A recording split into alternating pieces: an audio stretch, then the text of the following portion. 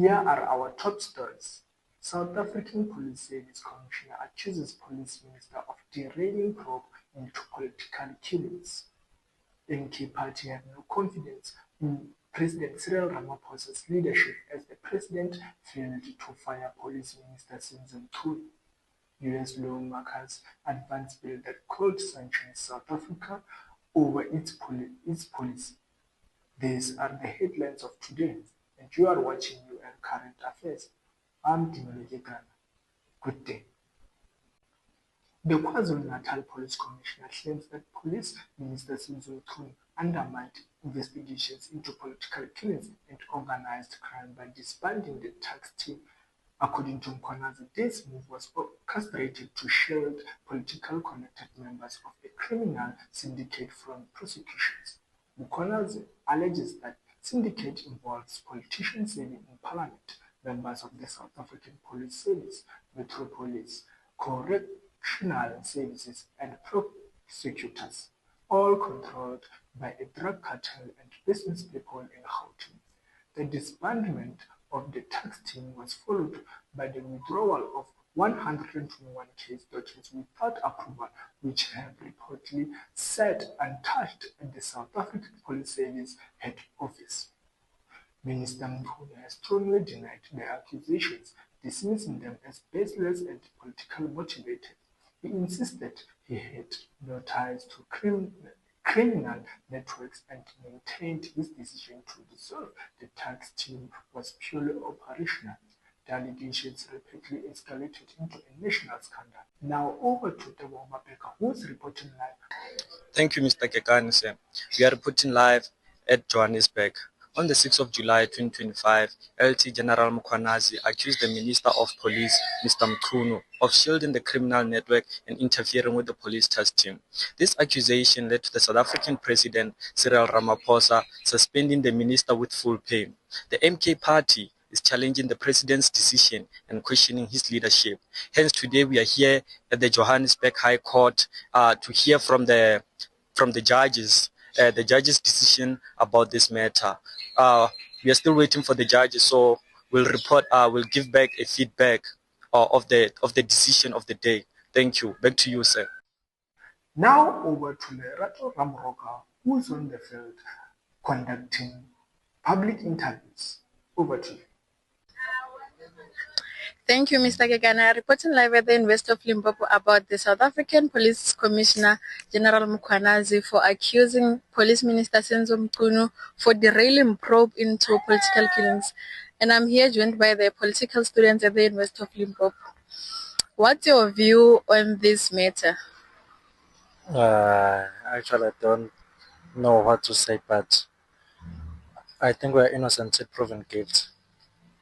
Okay. Do you still trust the police after hearing these allegations? Yes, I do. I still trust the police. Just that I believe in the importance of accountability and transparency. So if there are allegations against Senzo Mchunu, there must be a thorough investigation on the allegations. Okay, that's all for now on South African. In mid-July 2025, the MK Party, Umkhonto Siso Party, now the official opposition, launched a bold and politically charged challenge to President Cyril Ramaphosa's leadership, centered on his handling of Police Minister Senzo Mchunu.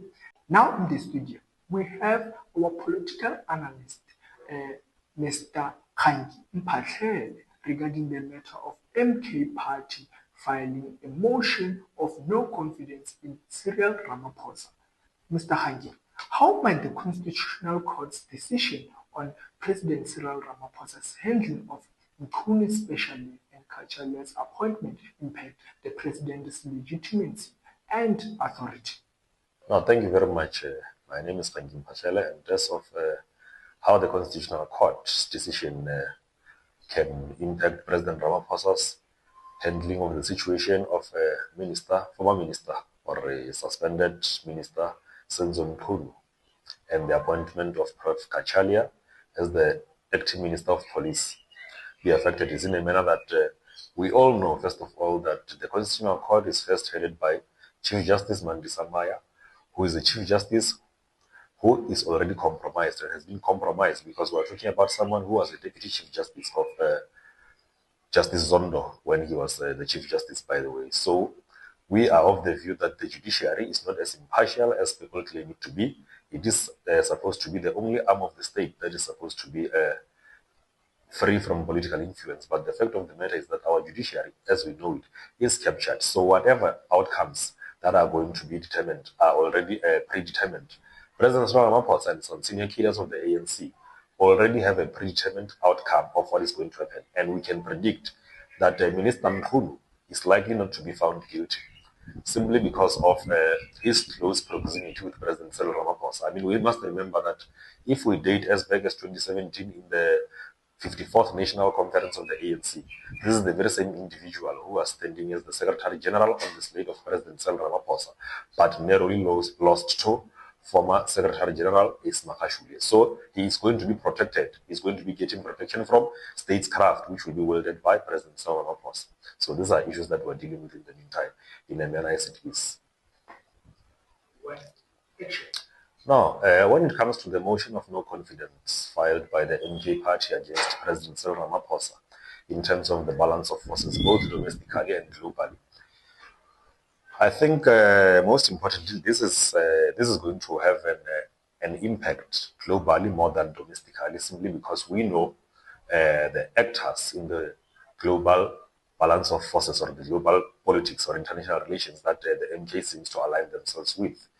So in terms of here at home, no one is going to really take the MK serious. The MK has reduced itself into a weapon that is used by former President Jacob Zuma to fight the incumbent president, Comrade Cyril Ramaphosa, who is the current head of state, who is seen by those Zuma voters, Zuma supporters and loyalists as someone who is kind. That was all from our political analyst, Mr. Khangi Mphahlele.